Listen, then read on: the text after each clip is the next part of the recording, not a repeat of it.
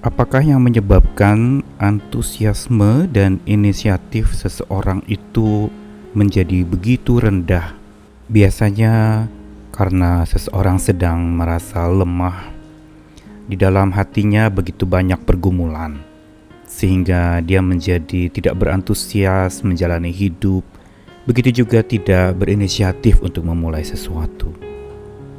Atau bisa jadi juga dia sedang lelah, merasa letih hidupnya, butuh penyegaran dan kekuatan, dan karena itu dia menjadi begitu pasif. Atau bisa jadi juga ada begitu banyak masalah yang menindih, membebani hidupnya, batin dan hatinya, sehingga serasa hidup segan, mati tak mau. Dan ini semua adalah berbicara tentang masalah di dalam diri. Dengan kata lain, motif di dalam hati kita menentukan aktifnya hidup kita. Ketika motivasi hidup sedang berkurang, maka aktivasi kegiatan kita pun akan menjadi lemah. Maka antusiasme dan inisiatif dalam diri kita pun menjadi rendah. Antusiasme itu berbicara tentang semangat yang dari dalam yang menyebabkan orang menjadi bergairah untuk melakukan sesuatu. Begitu pula inisiatif, dorongan dari dalam diri yang menyebabkan ia atau seseorang melakukan sesuatu lebih dulu tanpa menunggu dan menunda. Dia bertindak pertama, menjadi pelopor atau perintis dari tindakan itu. Kedua hal ini adalah dua yang sangat dibutuhkan sesungguhnya di dalam hidup kita sehari-hari. Dan bukan saja di dalam hidup kita sehari-hari, tetapi juga di dalam hubungan-hubungan kita dengan sesama kita maupun hubungan dengan Tuhan, yang harusnya begitu dinamis, penuh dengan kasih mesra, cinta yang menggelora, membakar semangat kita untuk berantusias dan berinisiatif menunjukkan kasih dan cinta itu. Saya Nikolas Kurniawan menemani di dalam Sabda Tuhan yang akan menyapa kita lagi hari ini dari dua bagian firman Tuhan yang mau memberitahukan kepada kita tentang Tuhan kita yang begitu antusias dan berinisiatif di dalam mengasihi. Lukas 6 ayat 31, dan sebagaimana kamu kehendaki supaya orang perbuat kepadamu, perbuatlah juga demikian kepada mereka. Dan jikalau kamu mengasihi orang yang mengasihi kamu, apakah jasamu? Karena orang-orang berdosa pun mengasihi juga orang-orang yang mengasihi mereka. Sebab jikalau kamu berbuat baik kepada orang yang berbuat baik kepada kamu, apakah jasamu? Orang-orang berdosa pun berbuat demikian. Dan jikalau kamu meminjamkan sesuatu kepada orang karena kamu berharap akan menerima sesuatu daripadanya, apakah jasamu? Orang-orang berdosa pun meminjamkan kepada orang-orang berdosa supaya mereka menerima kembali sama banyak.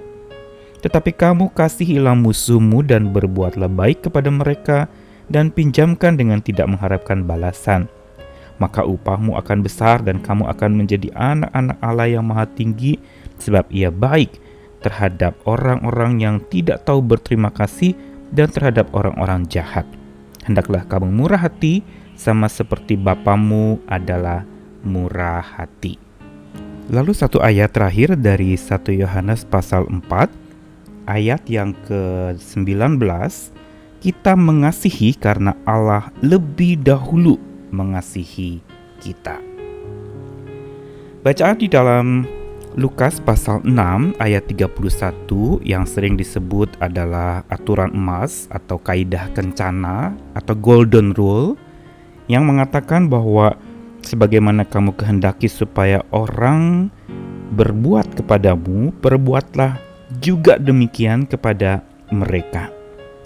Arti berbuat juga demikian kepada mereka itu menunjukkan bahwa bukan sekedar membalas, tetapi justru berbuatlah seperti apa yang engkau ingin orang lain perlakukan kepadamu. Bila engkau ingin mendapatkan kasih, mulai dululah dengan mengasihi. Bila engkau ingin orang bermurah hati kepadamu, mulailah dengan bermurah hati kepada mereka. Bila ingin untuk supaya diperhatikan, maka mulailah lebih dulu untuk memperhatikan orang lain. Dan bila ingin dihormati, mulailah lebih dulu dengan menghormati orang lain. Ini adalah sesuatu yang menunjukkan perlu adanya antusiasme dan inisiatif di dalam menunjukkan kasih itu, menunjukkan kemurahan dan perhatian itu. Lebih ditegaskan lagi di dalam ayat yang ke 1 Yohanes tadi yang memberitahu kepada kita tentang Tuhan yang lebih dulu mengasihi. Karena itulah kita mengasihi dan saling mengasihi. Allah kita adalah Allah yang antusias dan berinisiatif. Menarik sekali, kata antusias itu berangkat dari sebuah permainan kata dalam bahasa Yunani entheos. Enthusiastic dalam bahasa Inggris berasal dari sebuah ungkapan entheos yang artinya en itu di dalam, theos itu Allah. Orang yang di dalam Allah itu adalah orang yang antusias di dalam hidupnya. Ini memberitahu kepada kita bahwa antusias dan inisiatif itu berangkat dari kekuatan Tuhan.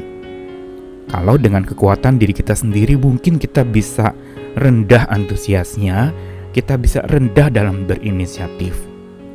Karena itu Yesus di dalam khotbah di atas bukit yang dikatakan tadi kaidah kencana itu, dia ingin mengatakan bahwa dia begitu antusias berinisiatif mengasihi lebih dulu, bukan untuk semata dia dibalas kasih oleh orang yang dia kasihi.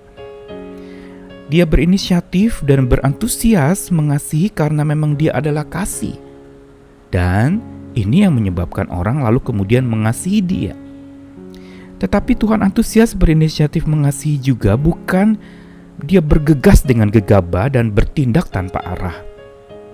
Bukan berarti inisiatif itu orang harus cepat-cepat bekerja, bertindak dengan sesegera mungkin. Tidak harus demikian bicara berinisiatif. Tetapi perlu hikmah dari Tuhan atau kebijaksanaan dari Tuhan dan gairah dari Tuhan untuk berkiprah mempelopori sebuah tindakan kasih itu.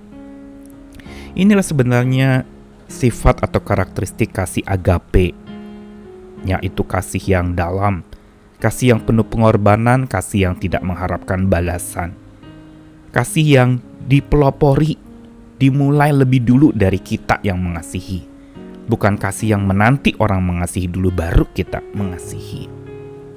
Inilah sebenarnya rahasia untuk supaya kita menjadi pribadi-pribadi yang penuh kasih, yang berantusias dan berinisiatif menunjukkan kasih lebih dulu tanpa menunggu orang mengasihi kita atau memperhatikan kita atau melayani kita. Antusias dan inisiatif adalah dua hal yang perlu kita bangun, dan semua berlandaskan serta bersandarkan kepada kekuatan Tuhan yang bekerja di dalam diri kita.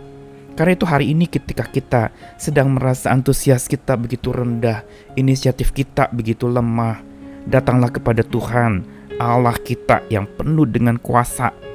Dia yang akan mensuplai, akan memenuhi lagi hati kita dengan semangat kasih-Nya yang antusias dan untuk berinisiatif memulai lebih dulu tanpa menunggu orang melakukannya. Kita lebih dulu menjadi pelopor, menjadi perintis untuk kasih itu dinyatakan.